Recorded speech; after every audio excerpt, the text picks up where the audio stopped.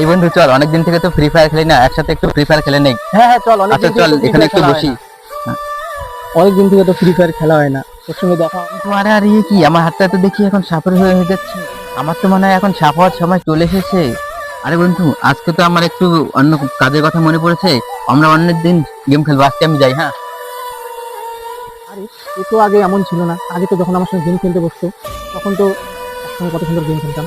এই আজকে তো তাড়াতাড়ি বাড়ি যেতেছি, কোনো তো কাহিনী এসে দেখতে লাগবে, দেখবো যে ও কোথায় যায়।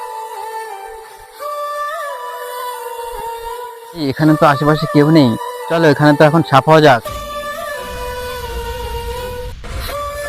আরে এই তো দেখি সাপ হয়ে গেল, এটা তো এখন গ্রামের লোককে বলতে লাগবে তাড়াতাড়ি। এ তো দেখি আমাকে সাপ হতে দেখে নিয়েছে, একে তো এখন শেষ করতে হবে, নাহলে তো সবাইকে বলে দিবে।